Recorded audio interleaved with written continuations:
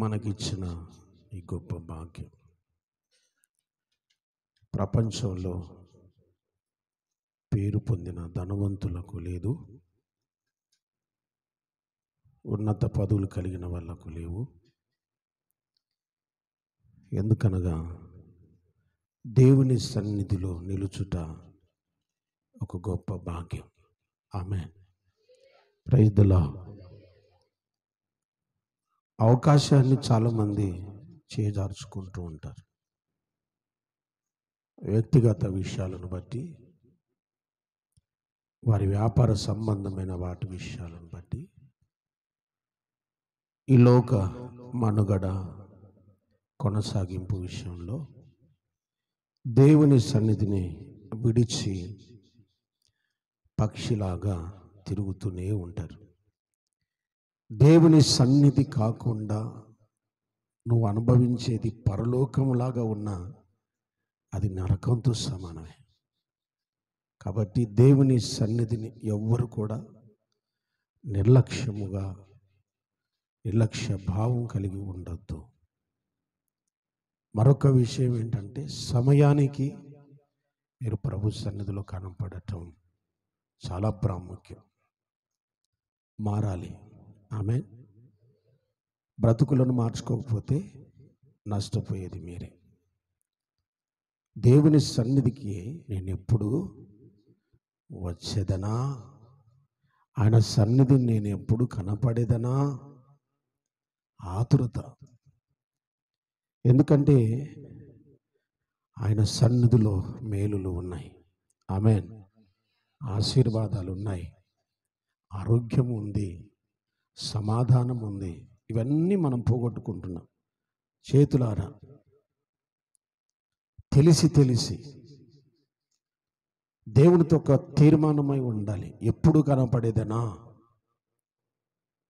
మందితో నీకు అవసరమా?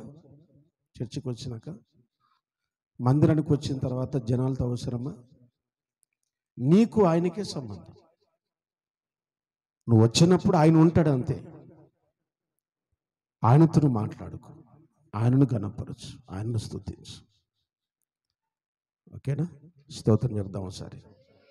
Praise the Lord. మంచిది. దేవుని పరిశుద్ధ గ్రంథంలో నిర్గమకాండం 17వ అధ్యాయం. మీ బైబిల్ అందరూ తెరవాలి. మీకు చదువు రాకపోయినా పర్లేదు, బైబిల్ ఓపెన్ చేయడం మీరు అలవాటు చేసుకోండి. 17వ అధ్యాయం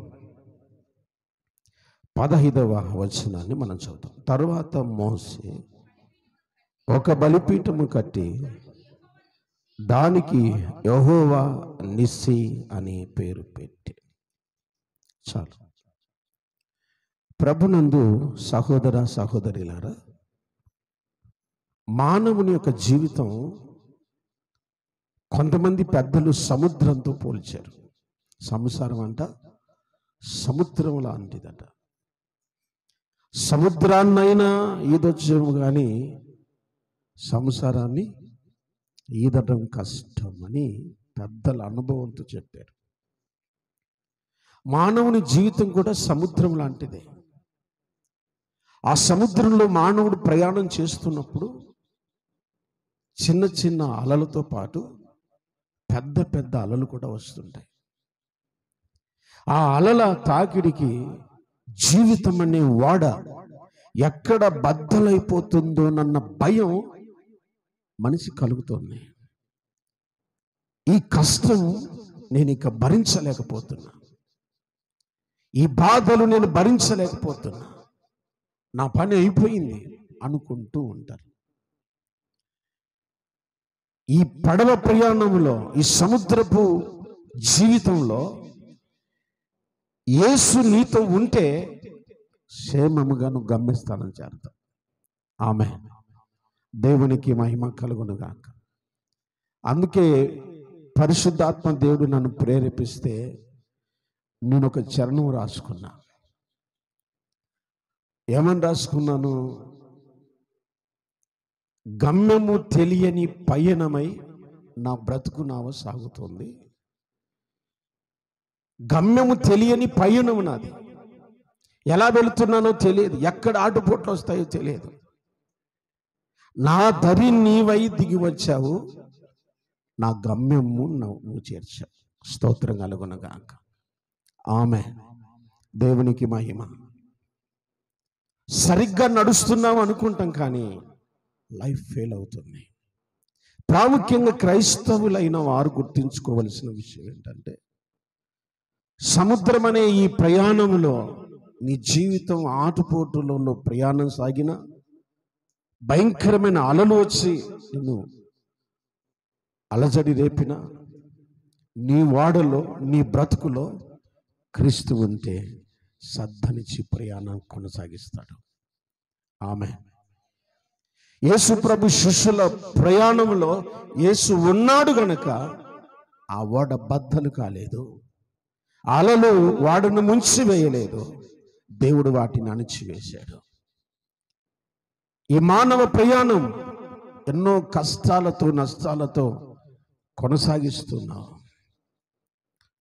చాలని బ్రతుకుతో నీ జీవితాన్ని కొనసాగిస్తున్నావు. అయితే నీ ఓడలో, నీ ఫ్యామిలీలో, నీ బ్రతుకులో యేసు ఉంటేనే నీకు క్షేమం. ఇక్కడ ఒక అద్భుతమైన సందర్భాన్ని దైవజనుడైన మోసే దేవునికి ఒక పేరు పెట్టాడు. యెహోవా నిస్సీ అని పేరు పెట్టాడు. ఫుట్నోట్లో యెహోవా ధ్వజము అని రాయబడుతుంది. ఇంగ్లీష్ బైబిల్ ఏముంటుందంటే యెహోవా బ్యానర్, జెండా అంటాం కదండి, లేక ముద్ర. ఈ మధ్య కాలంలో తెలుగుదేశం ఏమనుకోరు కదండి, తెలుగుదేశం నాయకులు ఒక మాట చెప్పారు. అచ్చెన్నాయుడు అనుకుంటా, ఎంఆర్ఓ ఆఫీస్ దగ్గరికి వెళ్ళి పసుపు బిళ్ళ చూపిస్తే ఎంఆర్ఓ ఆఫీస్ మిమ్మల్ని కూర్చోబెట్టి మీకు టీ తెప్పించి మీ పని క్షణాల మీద చేస్తాడు అని చెప్పారు. మీకు గుర్తుందా? ఐడియా ఉందా? దేన్ని పెట్టి? పసుపు బిళ్ళ చూపిస్తే. పోలీస్ స్టేషన్లోనైనా అదే జరుగుతుందని చెప్పారు. అంటే పసుపు బిళ్ళకి వాళ్ళు అంత వాల్యూ ఇచ్చారు ఆ పార్టీ నాయకులు. ఇక్కడ దైవజనుడైన మోసెస్ దేవుని జెండాను చూపిస్తూ ఉన్నాడు.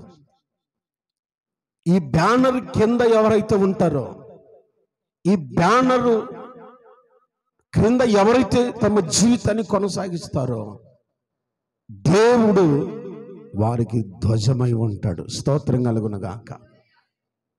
ఎందుకు పెట్టాడు ఈ పేరు అంటే, మహా సైన్యమైనటువంటి అమాలేకీయులు, అన్ని దేశాల కంటే పెద్ద దేశము అమాలేకు దేశం.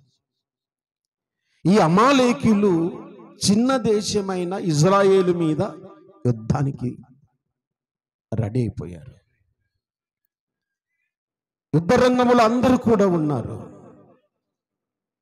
ఆ రోజు యుద్ధాన్ని నడిపించే నాయకుడు యవనస్తుడైన యెహోషువ. మోసెస్ అప్పటికి దాదాపు 100 సంవత్సరాల వయస్సు. ఈ యుద్ధ రంగానికి వచ్చాడు, పరిస్థితిని చూశాడు. వాళ్ళు చూస్తే మహాసైన్యమై ఉన్నారు. ఇశ్రాయేలు చాలా చిన్న సైన్యం. ఎలా ఈ సైన్యాన్ని జయించటం, ఈ యుద్ధాన్ని ఎలా గెలవాలి, ఈ యుద్ధములో ఎలా జయం పొందాలి, ఒక ఆలోచన మోసే గారు చేశారు. ఒక ఎత్తైన కొండ మీదకి వెళ్ళి ఆ కొండ మీద నుండి ప్రజలందరూ చూశాడు. అనుకున్నాడు, ఇది మానవుల వలన విజయము కలగదు. ఆమేన్. దేవునితో బ్రతికే వారందరూ కూడా ఇలాగే ఆలోచించాలి. క్రైస్తవులందరూ కూడా ఇలాగ ఆలోచించాలి. ప్రతి చిన్నదైనా ఇది నా వల్ల కాదు. ఎవరి వల్ల అవుతుంది చెప్పండి? ఎవరి వల్ల అవుతుంది? ఇది మానవుడు వల్ల అసాధ్యమైన పని గనుక ఇప్పుడు నా దేవుని సహాయం కావాలి. మోకాళ్ళ మీద ఉండి ప్రార్థన చేయడం, చేతులెత్తి ప్రార్థన చేస్తున్నారు మోసే గారు. ప్రార్థన చేస్తున్నప్పుడు ఇద్దరు వ్యక్తులు గమనిస్తున్నారు, ఈయన యుద్ధం చేస్తుంటే ఈయన వెళ్ళి ప్రార్థన చేస్తున్నాడు ఏంటి అని. ఎవరు వాళ్ళు? హూరు, అహరోను వారు. మోసే చేతులు దించినప్పుడు ఇశ్రాయేలులు పారిపోతున్నారు. మోసే చేతులు ఎత్తినప్పుడు ఇశ్రాయేలీయులు జయం పొందుతున్నారు. అమాలేకులను తరుముతున్నారు. పెద్ద సైన్యము సైతం ఇశ్రాయేలీయుల దెబ్బకు హడలిపోతుంది. మోసే అప్పటికే వృద్ధుడైన వాడు చేతులెత్తి బరువెక్కగా దించేస్తున్నాడు. కింది నుంచి ఈ విషయాన్ని గమనించిన హూరు, అహరోనులో పైకెక్కి మోసే కింద ఒక పెద్ద రాయి బండ పెట్టారు.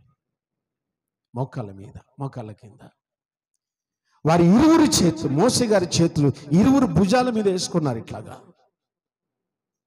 మోసే ప్రార్థన ప్రారంభం చేశాడు. సూర్యుడు అస్తమించే వరకు చేతులు దించలేదు.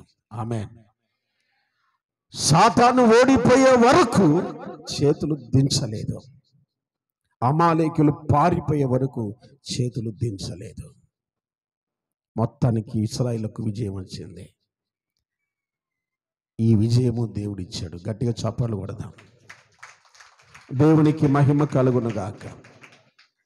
కింద యుద్ధం చేసిన వాళ్ళు అనుకుంటున్నారు, నేను 100 మందిని చంపాను, నేను 200 మందిని చంపాను, విజయము నా వల్ల జరిగింది, అమాలేకులు నా వల్లనే పారిపోయారని కిందున్న వాళ్ళు అనుకుంటున్నారు. యెహోషువ అనుకుంటున్నాడు, నా నాయకత్వంలో ఇశ్రాయేలు ప్రజలు జయం పొందారు అని యెహోషువ అనుకుంటున్నాడు. కానీ మోసే గారు దిగొచ్చి ఓ పెద్ద బలిపీఠం కట్టి, ఆ బలిపీఠం కట్టిన తర్వాత ప్రజలతో మాట్లాడుతున్నాడు, సైన్యంతో మాట్లాడుతున్నాడు. నా ప్రియమైన దేవుని ప్రజలారా, నేను మా వలన యుద్ధము సక్సెస్ అయ్యింది, జయం పొందామనుకుంటున్నారు. మోసే నాయకత్వంలో, యెహోషువ నాయకత్వంలో జయం పొందారనుకుంటున్నారు. కాదయ్యా, ఎప్పుడైతే యెహోవా అనే బ్యానర్ కిందికి వచ్చామో ఆయన మనకు విజయం కలగజేశాడు. స్తోత్రం కలుగునుగాక. హల్లెలూయా. యేసు అనే నామము కలిగినప్పుడే మనకు విజయం వచ్చింది. నాయన, నీవు తరిమింటే, నీవు యుద్ధం చేసింటే మనకు రాలేదు. యెహోషువ నాయకత్వం వల్ల రాలేదు. దేవుని నామం వలన, దేవుని సన్నిధిలో ప్రార్థించుట వలన మనకు విజయం వచ్చింది అని ఒక పెద్ద బలిపీఠం కట్టి దేవునికి యెహోవా నిస్సి అని పేరు పెట్టారు. స్తోత్రం కలుగునుగాక. హల్లెలూయా, హల్లెలూయా.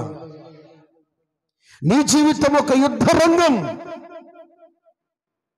ఎన్ని ఆర్థిక ఇబ్బందులు, ఎన్ని అనారోగ్య పరిస్థితులు, ఎన్ని అప్పుల బాధలు, ఆటుపోటులు, ఈ రీతిగా నీ జీవితాన్ని అతలాకుతలం చేస్తున్న సాతాను, నీ ప్రయత్నాలను ఆపేయాలి. ఆమేన్. నీ ఆలోచనలు నీ మీద, నువ్వు ఎప్పుడు కూడా వాటి మీద ఆలోచించవద్దు. నీ సమస్య దేవునికి అప్పగించాలి. నీ బాధ దేవునికి అప్పగించాలి. నీ కష్టము దేవునికి అప్పగించాలి. నీ శ్రమ దేవునికి అప్పగించాలి. బైబిల్లో ఒక అద్భుతమైన సందర్భాన్ని గుర్తు చేస్తాను. పుట్టుకతో కుంటివాడైన వాడు దేవాలయం దగ్గర కూర్చున్నారు. దేవాలయం పేరు చెప్పండి, మళ్ళా చెప్పండి, మళ్ళీ చెప్పండి, కొంచెం గట్టిగా చెప్పండి. రాంగు చెప్తున్నారని నా అభిప్రాయం. తీసి చదువు సరిపోలేదా? అది సంగతి.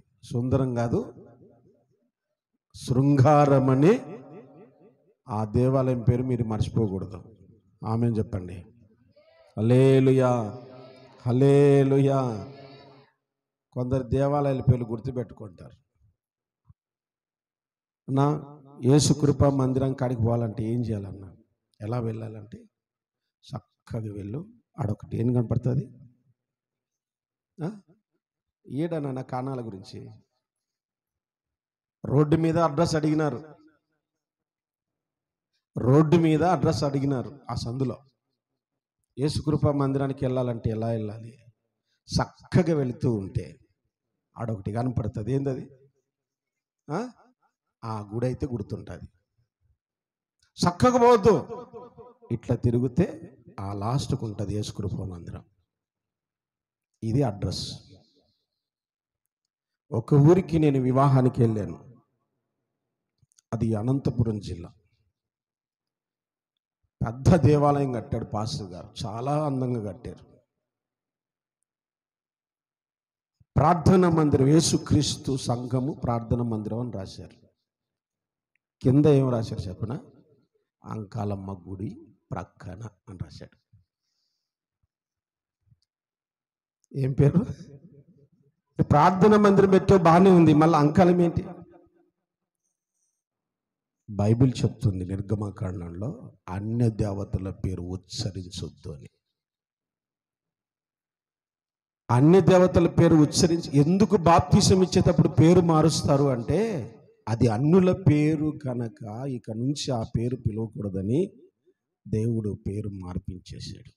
అబ్రాహాము అయితే దీవించబడలేడు, అబ్రహాము అయితేనే ఆశీర్వాదము. ఆమేన్, హల్లెలూయా. దేవునికి మహిమ కలుగును గాక. బైబిల్లో మీరు ఎక్కడైనా కూడా దేవునితో మాట్లాడినప్పుడు ఖచ్చితంగా పేరు మార్చే వారిని ఆశీర్వదించాడు. స్తోత్రం చెప్పండి గట్టిగా. ఆమేన్, హల్లెలూయా. ఏ విషయంలోనైనా నీ సమస్య దేవునికి అప్పగించాలి. ఇక్కడ మనం జ్ఞాపకం చేస్తున్నాం. కుంటివాడైన వాడు, పుట్టుకతో కుంటివాడైన వాడు శృంగారం అనే దేవాలయము దగ్గర ఏం చేస్తున్నాడు? మాట్లాడండి, గట్టిగా చెప్పండి. మరి చెప్పడానికి ఏమైంది? తెలిసిన వాక్యమే కదా. భిక్షం అడుగుతూ ఉన్నాడు, భిక్షం అడుగుతూ ఉన్నాడు. ఒక్క సందర్భాన్ని గుర్తు చేస్తాను. భిక్షం అడిగేవాడు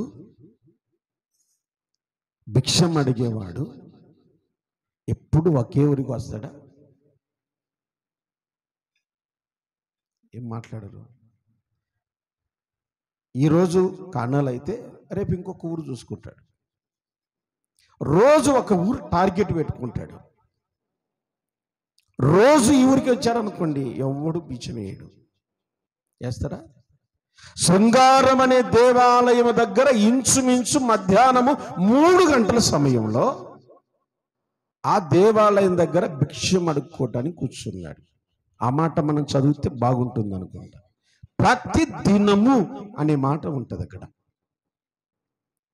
3వ అధ్యాయం అపోస్తలుల కార్యములు.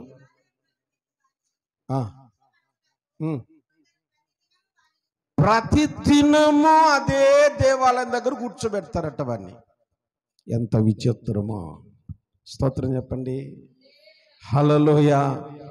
నిన్ననే కాదురా వేసింది. కొంతమంది భిక్షం అడిగే విషయాలు గమనించండి.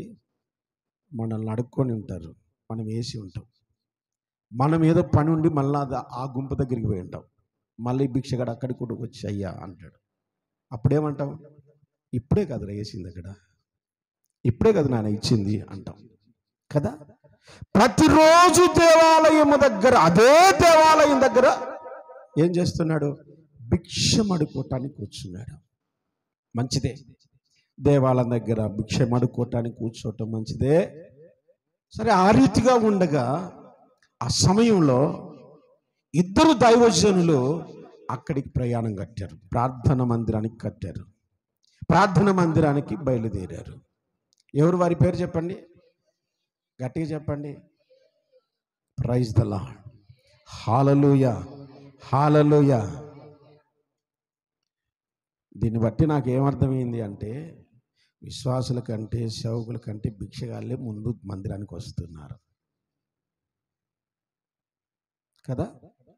మనమంతా ధనవంతులమే, మనం ఎలా ముందు వస్తాం కదా. ఏ బ్యాంక్ బ్యాలెన్స్లో చూసినా 10 లక్షలకు తక్కువ లేదు. మనం ఎలా ముందు వస్తాం? ఆఫ్టర్ ఆల్ భిక్షగాళ్ళు అయితే ముందు రావాలి, ఏమి లేని వాళ్ళు ముందు రావాలి. అడుక్కునే వాళ్ళు ముందు రావాలి. నాకేం పని అడుక్కోవడం? నేనైతే భిక్షగాన్ని అమ్మ. స్తోత్రం, హల్లెలూయా. నేనైతే భిక్షగానే, వాస్తవం చెప్తున్నా. మీరు 5 రూపాయలు ఇచ్చిన తీసుకొని పోతాను, రూపాయి ఇచ్చిన తీసుకొని పోతాను, 500 ఇచ్చిన తీసుకొని పోతాను, 10,000 ఇచ్చిన తీసుకొని పోతాను. ఏమి ఇంతే ఇచ్చారని ఏ రోజైనా ప్రశ్నించలేదు. స్తోత్రం చెప్పండి. ఆమేన్, హల్లెలూయా. ఇద్దరు దేవాలయంలోనికి ముందు వెళ్తున్నారా? అప్పుడు వారి దగ్గర ఏమైనా దొరుకునేమోనని వారి వైపు చూసి భిక్షం అడిగాడు. ప్రియులారా, మనుషుల వైపు చూస్తే ఎవరు మనకు సాయం చేయరు. ఆమేన్ చెప్పండి. ఎవరు చెయ్యరు. ఒకవేళ నీ దగ్గర ఉన్నా నువ్వు ఇవ్వటానికి నీకు మనసు రాదు. మనుషులను సహాయం అడగవద్దు. బైబిల్లో నేను ఒక అద్భుతమైన చరిత్ర నాకు ప్రభు జ్ఞాపకం చేశాడు. యెహోషువ గ్రంథంలో యెరికో పట్టణాన్ని చూడడానికి ఇద్దరు వేగుల వారు వచ్చారు. వాళ్ళు వచ్చిన స్థలం ఎక్కడ అంటే రాహాబు వేశ్య ఇంటి దగ్గరికి వచ్చారు. అప్పుడు ఆ ఇద్దరు దైవజనులు ఏమన్నారు? అమ్మా, మేము చాలా ఇబ్బందులు పడ్డాం. యెరికో రాజు మమ్మల్ని గమనించేశాడు. యెరికో సైన్యం మమ్మల్ని తరుముతుంది. దయచేసి మమ్మల్ని కాపాడు తల్లి, ఎక్కడైనా దాచిపెట్టమ్మా అని అడిగారా అండి? అలాగా అనలేదు. వారు వెళ్ళగానే రాహబు వేశ్య అంటుంది, మీరు ఇశ్రాయేలీయులు, మీ దేవుడు సముద్రమును చీల్చగలడని, మీ దేవుడు యెరికో పట్టణపు ప్రజల రాతి గుండెలను బద్దలగొట్టగలడని, నీ దేవుడు సర్వశక్తిమంతుడని నేనెరుగుదును. అయ్యలారా, ఈ ఒక్కసారి నేను మిమ్మల్ని దాచిపెడతాను. సమయం వచ్చినప్పుడు, అవకాశం వచ్చినప్పుడు నన్ను, నా అన్నదమ్ములను, నా అక్క చెల్లెలను, నా బంధువులను, నా రక్త సంబంధులను కూడా మీరు కాపాడాలి, దయచేసి సాయం చేయండి అని రాహబు వేసి అడిగింది, కానీ వాళ్ళని అడగలేదు. ఆమేన్. అర్థమైందా? వారు మనుషుల సహాయం అర్థించలేదు. వాళ్ళ ఆపదలో ఉన్నారు, కష్టాల్లో ఉన్నారు. యెరికో సైన్యం వారిని వెంబడిస్తుంది. కానీ వాళ్ళు మాత్రం మమ్మల్ని దాచిపెట్టు, మాకు సహాయం చేయి, ఇప్పుడు నువ్వు తప్ప మాకు దిక్కు లేరు అని పొరపాటున కూడా మనుషుల సహాయం అర్థించలేదు. వాళ్ళు ఏగుల వారు ఆమెనే అడుక్కుంటుంది, ఆమెనే సాయం కోరుకుంటుంది. నన్ను, నా తల్లిదండ్రులను, నా అక్క చెల్లెలు, నా బంధువులను మీరు కాపాడాలి అని చెప్పేసి. దేవునికి మహిమ చెల్లిద్దాం. నువ్వు దేవుని మీద లేక దేవుని సహాయం కోరుకున్నట్లయితే మనుషులే నీ దగ్గరికి వస్తారు. చప్పలు కొడదామా? Praise the lord. మనుషులే నీ దగ్గరికి వస్తారు. ఇంకొక సందర్భాన్ని కూడా మీకు జ్ఞాపకం చేస్తాను. నిర్గమకాండం ఒకసారి గమనించండి. దేవుడు మోసేను పిలిచినప్పుడు 4వ అధ్యాయం. దేవుడు మోసేను పిలిచినప్పుడు, మోసే, నీవు నా ప్రజలైన ఇజ్రాయేలు ప్రజలను తోలుకు రావాలి, ఇదిగో ఈ కర్ర ఇచ్చి పంపిస్తున్నా అంటే, థ్యాంక్ యూ ప్రభువా, నాకు మంచి పని అప్పగించావు, ఏ పని పాట లేకుండా తిరుగుతూ ఉన్నాను, పోయేస్తానని చెప్పేసి చెప్పలేదు. ఆమేన్, హల్లెలూయా. ఈ రోజుల్లో ఎలా అయింది అంటే పరిస్థితి, ఎవరికైనా మైక్ ఇవ్వకపోతే ఎప్పుడు వాళ్ళేనా పాడేది. మన సంఘంలో లేదులేండి. నేను ధన్యుణ్ణి ఆ విషయంలో. హల్లెలూయా, నిజంగా ధన్యుణ్ణి. ఈ రోజుల్లో ఎలా ఉంది అంటే 4 దేవుని మాటలు తెలిచేస్తారు, 4 కంఠస్థ వాక్యాలు తెలిస్తే చాలు సోషల్ మీడియాలో రచ్చలేపుతున్నారు. సోషల్ మీడియా అంతా కూడా క్రైస్తవులకి అయిపోయింది. మోడీ ఆశ్చర్యపోయాడంట, ప్రపంచంలో ఏ యాప్ దిగినా కొత్తది ఏ యాప్ వచ్చినా యాప్ నిండా క్రైస్తవులే ఉంటారా. ఏ యాప్లో అయినా క్రైస్తవులే ఉంటారు. ఆ వాక్యాలు, ఆ పాటలు దుమ్ము లేపుతున్నారా వీళ్ళు. వీళ్ళకి యాప్ దొరకనికూడదు, ఏది రాకూడదు. దాంట్లో క్రైస్తవులు ముందు ఉంటారు. ఫుల్ఫిల్ చేసేసారు మొత్తం మీద. ఏ రీతిగానైనా దేవుని నామం కొనియాడబడుతుంది. దేవునికి స్తోత్రం. సరే, మొత్తం మీద మోసేతో దేవుడు చెప్పాడు, అయ్యా ఇశ్రాయేలు ప్రజలను తోలుకురావాలంటే నా వల్ల కాదయ్యా, ఎందుకంటే వాడు పెద్ద దుర్మార్గుడు. ఎవడు వాడు? ఫరో రాజు, పెద్ద దుర్మార్గుడు. అందులో నేను ఒక మర్డర్ చేసి వచ్చాను, పోతని నా తలకాయ తీసేస్తాడు. నా వల్ల కాదు, నేను వెళ్ళను, నువ్వు వెళ్ళాలి అన్నాడు. వెళ్ళటానికి సిద్ధమే, కానీ మాట్లాడడానికి నాకు ధైర్యం లేదు కదా, ఎందుకంటే నేను నత్తివాణ్ణి. అప్పుడు నత్తిగా నటించాడు. నత్తుని పుట్టించింది నేనే, కుంటుని పుట్టించింది నేనే, గుడ్డుని పుట్టించింది నేనే, నువ్వు వెళ్ళు అన్నాడు. సరే, దేవుడిది మోసే సంభాషణ అయిపోయిన తర్వాత, మీ అన్నయ్యన అహరోను లేడా? చదువుతారా మాట? ఎస్, లేడా?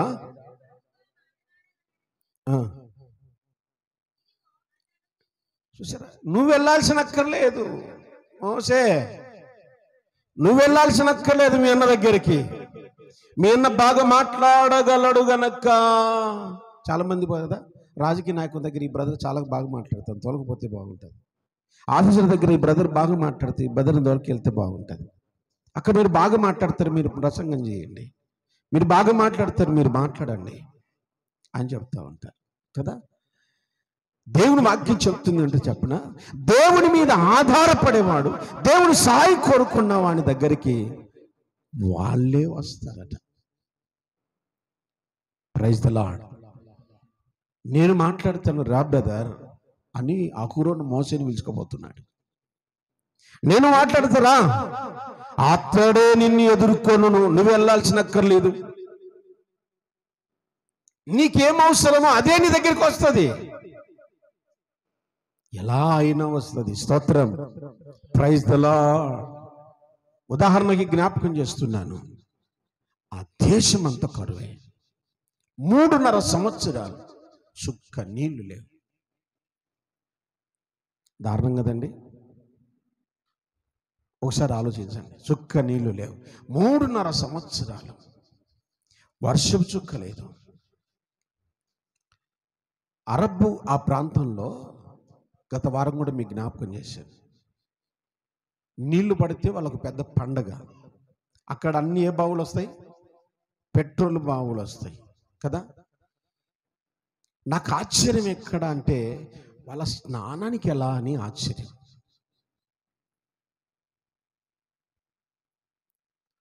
మరి స్నానానికి ఎలా? ఒకానొక దోషంలో దైవజనుడు ఒక సాక్ష్యం ఇచ్చారు. ఆ దేశం పేరు నాకు గుర్తులేదు, కానీ ఆ దేశానికి మిషనరీగా వెళ్ళారు ఆయన. మిషనరీకి వెళ్ళినప్పుడు అక్కడుంటే మనుషులు నీళ్ళ కోసం దాదాపుగా 15 కిలోమీటర్లు వెళ్ళి ఆ చుట్టుపక్కల ప్రాంతానికి అంతటికి ఒక్కటే బావి ఉందంట. అది కూడా ఇంచుమించు 500 లోతు, 500 అడుగుల లోతు. అందులోకి వాళ్ళు కడవేసి 500 లోతులో నుంచి నీళ్లు బయటికి లాక్కొని 15 కిలోమీటర్లు వెళ్ళాలట. చాలా కష్టం. ఈ దైవజనుడు అడిగాడట, నీళ్ళకి ఇంత ఇబ్బంది పడుతున్నారు కదా, మరి స్నానం ఎలా చేస్తారు అని అడిగాడట. స్నానం చేస్తే కదా పాస్టర్ గారు, స్నానం చేయరా, తెచ్చుకున్న నీళ్ళతో తడిబడ్డ నీళ్లు తడిపి బట్టతో తుడుచుకోవడం తప్ప స్నానం అంటే మేము ఎరగం. ఈ పాస్టర్ గారు కొంచెం లోతుకి ఇచ్చాడంట, కొంచెం లోపలికి అంటే కొంచెం డీప్గా మాట్లాడుతున్నాడు. అది సరే, వాష్రూమ్ ఎట్లా అన్నాడు. వాష్రూమ్కి వెళ్తారు కదా, ఎలా? నీళ్లు లేవు పాస్టర్, త్రాగడానికే కష్టము మా జీవితంలో. అన్నం విలువ, నీటి విలువ దాన్ని అనుభవించే వాళ్ళకి మాత్రమే తెలుస్తుంది.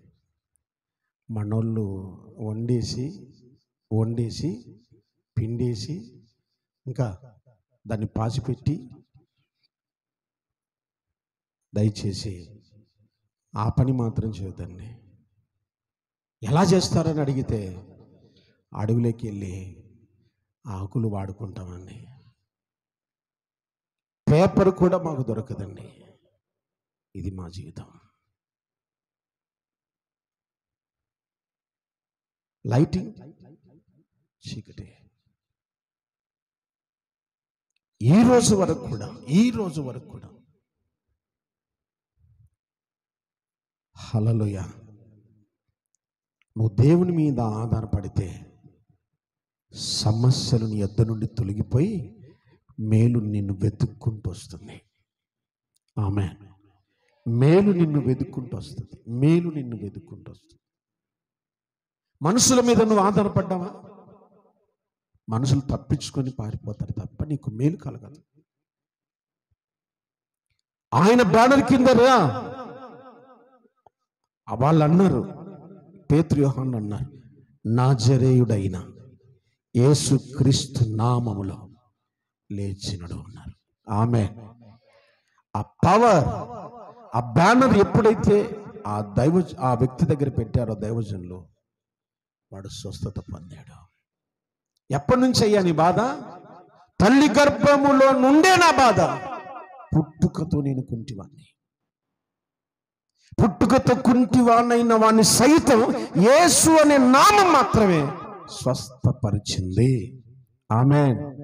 హల్లెలూయా. ఆ బ్యానర్ కింద ఎవరైతే ఉంటారో వాళ్ళకు రక్షణ దొరుకుతుంది. యెహోవా నిస్సి, యెహోవా ధ్వజమైన, విజయ పథములో నడిపించే దేవుడు ఆయన. నీకున్న ఈతి బాధలు, కష్టాలు, కన్నీళ్లు అన్ని కూడా తుడిచేస్తాడు. ఒక అద్భుతమైన రెఫరెన్స్ మీకు చూపిస్తాను.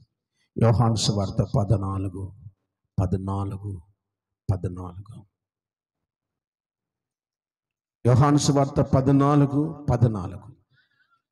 నా నామమున మీరు నన్నేమి అడిగినను నేను చేతును చప్పట్లు కొట్టి ప్రభును స్తోత్ర. హల్లెలూయా. ఎవరి నామమున? ఏ బ్యానర్ నామములో? చెప్పండి. పసుపు బిల్ల చూపియకండి దయచేసి.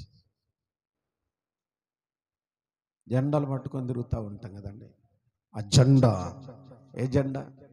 జగన్మోహన్ రెడ్డి జెండా, చంద్రబాబు జెండా, బీజేపీ జెండా, జనసేన జెండా బ్రతికిస్తాయా?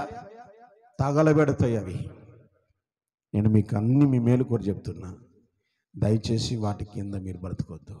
మనకు అవసరం లేదు. మన బ్యానర్ ఏంటి? యెహోవా. గట్టిగా చెప్పండి, యెహోవా. మన బ్యానర్ పేరేంటి?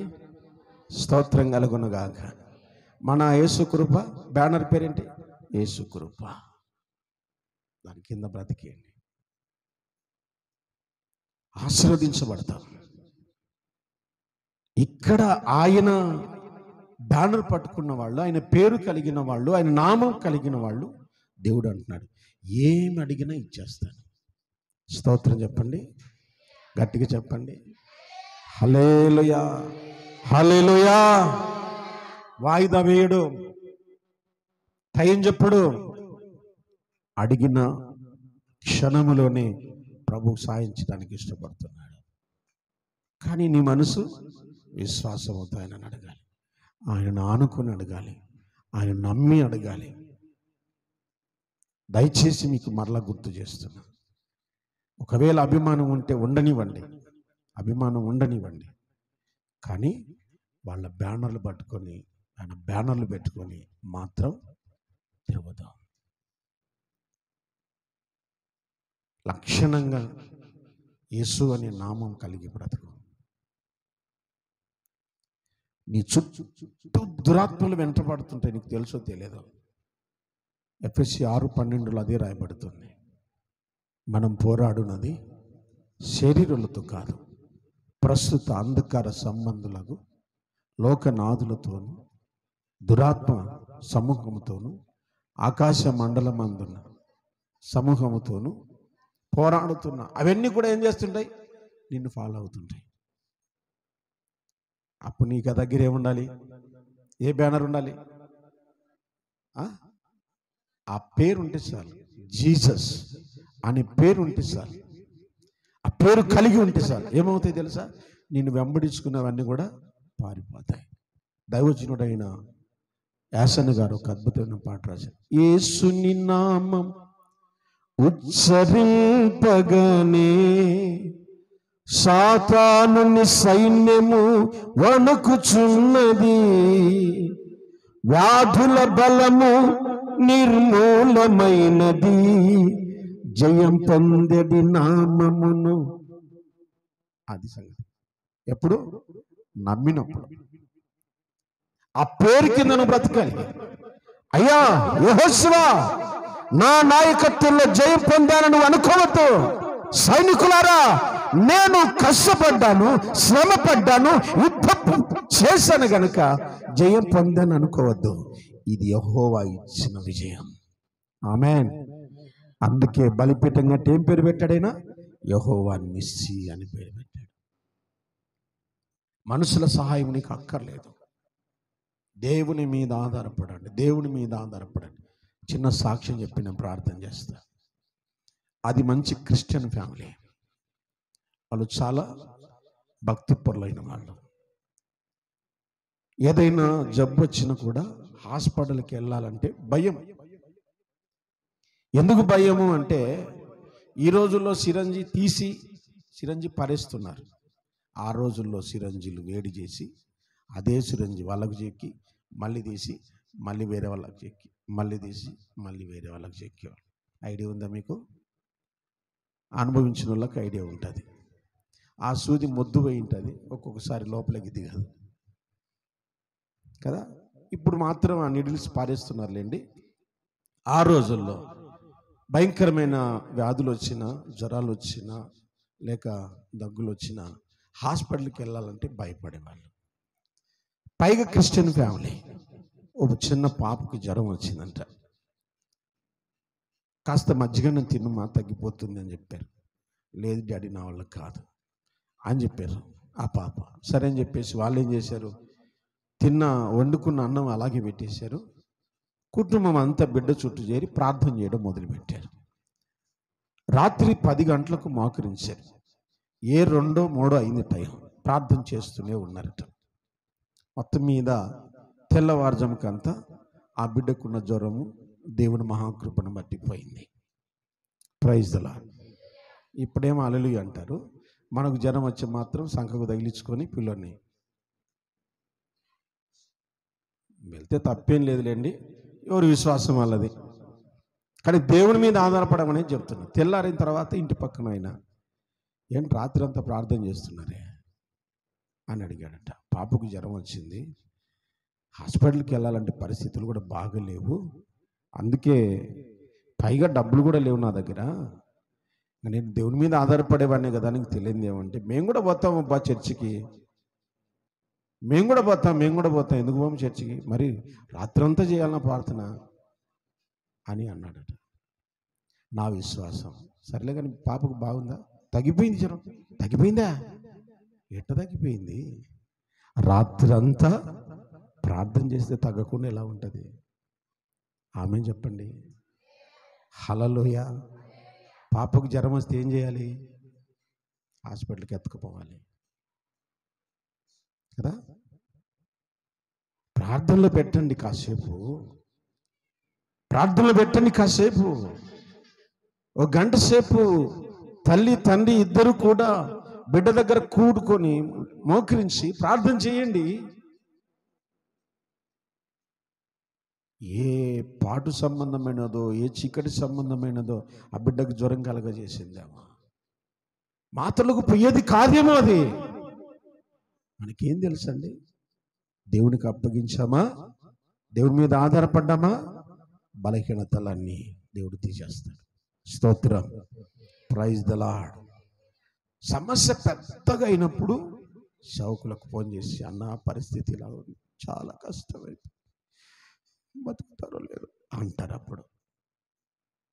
అప్పుడు సేవకుడు ఏం చేయాలా?